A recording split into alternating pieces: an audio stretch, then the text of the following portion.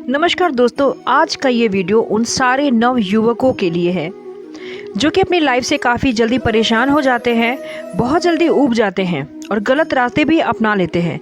जैसा हम सभी जानते हैं कि आज का दिन यानी कि 12 जनवरी स्वामी विवेकानंद जयंती के रूप में हम सभी सेलिब्रेट करते हैं, क्योंकि आज ही के दिन स्वामी विवेकानंद जी का जन्म कोलकाता में एक कायस्थ फैमिली में हुआ था।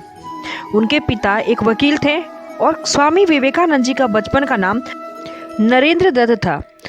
दोस्तों, भारत में कई ऐसे महापुरुषों ने जन्म लिया है जिन्होंने अपने जीवन को लोक कल्याण के लिए हमेशा के लिए समर्पित कर दिया और हमेशा विश्व का मार्गदर्शन भी किया। यही कारण है कि विश्व ने भारत को हमेशा से विश्व गुरु के रूप में ही एक्सेप्ट किया है और अपने जीवन का उद्धार किया है। भारत में हर सदी में ऐसे महापुरुष हुए हैं जिन्होंने अपनी निस्वार्थ भावना का परिचय देकर सारे संसार का कल्याण ही किया है। ऐसे ही महापुरुषों में से एक स्वामी विवेकानंद भी थे, जिन्होंने 19वीं और 20वीं शताब्दी में एक प्रसिद्ध समाज सुधारक के रूप में विश्व का नेतृत्व ही किया। साथ ही उन्होंने भारत में हिंदू धर्म का पुनरुत्थान ही किया है। तो चलिए आगे बढ़ते इस वीडियो में और जानते हैं स्वामी विवेकानंद जी के अनमोल वचन। उठो जागो और तब तक मत रुको जब तक लक्ष्य की प्राप्ति न हो जाए। खुद को कमजोर समझना सबसे बड़ा पाप है। तुम्हें कोई पढ़ा नहीं सकता, कोई आध्यात्मिक नहीं बना सकता। तुमको सब कुछ खुद अंदर से ही सीखना है। आत्मा से अच्छा कोई शिक्षक नहीं होता। सत्य को 1000 तरीके से बताया जा सकता है, फिर भी हर एक सत्य ही होगा। बाहरी स्वभाव केवल अंदरूनी स्वभाव का बड़ा रूप होता है। ब्रह्मांड की सारी शक्तियाँ पहले से हमारी है। वो हम ही हैं जो अपनी आंखों पर हाथ रख लेते हैं और फिर रोते हैं कि कितना अंधकार है। विश्व एक विशाल व्यायामशाला है जहां हम खुद को मजबूत बनाने के लिए आते हैं। दिल और दिमाग के टकराव में दिल की सुनो। शक्ति जीवन है, निर्बलता मृत्यु है, विस्तार जीवन है, संकुचन मृत्यु है, प्रेम जीवन है और देश मृत्यु है। किसी दिन जब आपके सामने कोई समस्या ना आए, आप सुनिश्चित हो सकते हैं कि आप गलत रास्ते पर चल रहे हैं। स्वामी विवेकानंद जी एक समाज सुधारक थे गैस, जिन्होंने कई सामाजिक बुराइयों के खिलाफ लड़ाई लड़ी। 19वीं और 20वीं शताब्दी के दौरान भारतीय समाज की दुर्दशा होने से बचने वाले स्वामी विवेकानंद जी का जन्म 1863 में हुआ था। इस उद्देश्य के लिए उन्होंने एक प्रकार से हिंदू धर्म की ऐसी वकालत की जहां लिंग या जाति के आधार पर कभी कोई भेदभाव नहीं होता है। साथ ही यह एक सार्थक जीवन जीने के लिए हर व्यक्ति और समुदाय के विचारों का सम्मान भी करता है।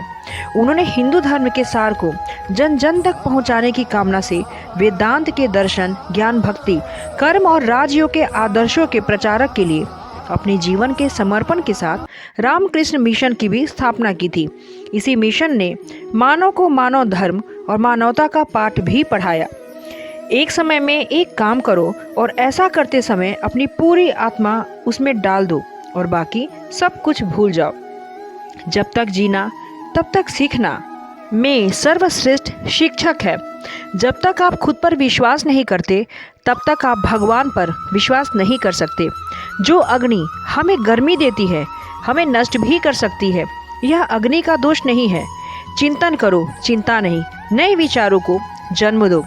हम वो हैं जो हमें हमारी सोच ने बनाया है, इसलिए इस बात का ध्यान रखिए कि आप क्या सोचते हैं। शब्द गौण हैं, विचार रहते हैं, वे दूर तक यात्रा करते हैं। जैसा तुम सोचते हो वैसा ही बन जाओगे। खुद को निर्बल मानोगे तो निर्बल और सबल मानोगे तो सबल ही बन जाओगे। कुछ मत पूछो, बदले में कुछ मत मांगो। जो देना है वो दो, वो तुम तक वापस आएगा, पर उसके बारे में अभी मत सोचो। जो कुछ भी तुमको कमज़ोर बनाता है, शारीरिक, बौद्धिक या मानसिक, उसे जहर की तरह त्याग दो। तुम फुटबॉल के जरिए स्वर्ग से ज़्यादा निकट होगे बजाय गीता का अध्ययन करने के। गाइस, ये थी स्वामी विवेकानंद जी के अनमोल वचन।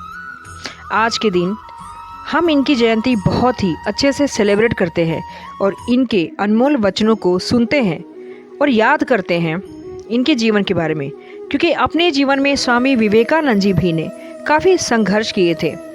तो दोस्तों, हम अपनी लाइफ में कहीं ना कहीं खुद को डीमोटिवेट कर लेते हैं और हम यही सोचते हैं कि लाइफ में सिर्फ और सिर्फ हमें ही इतने कष्ट मिले हैं, हम ही संघर्ष कर रहे हैं। तो जब भी आपके दिमाग में इस तरह के सवाल आने लगे, एक बार उन महापुरुषों की हिस्ट्री ज़रूर निकाल के पढ़िए जिन्होंने लाइफ में इतनी सारी स्ट्रगल करके, संघर्ष करके दुनिया में अपना नाम कमाया। और आज हम सभी उन सभी महापुरुषों को याद करते हैं। तो गाइस, मैं उम्मीद करती हूँ कि आप सब भी बड़े धूमधाम से स्वामी विवेकानंद जयंती को ज़रूर ही सेलिब्रेट किए होंगे। तो मैं फिर मिलती हूँ ऐसे ही एक मोटिवेशनल वीडियो के साथ। तब तक आप अपना ख्याल रखें। धन्यवाद।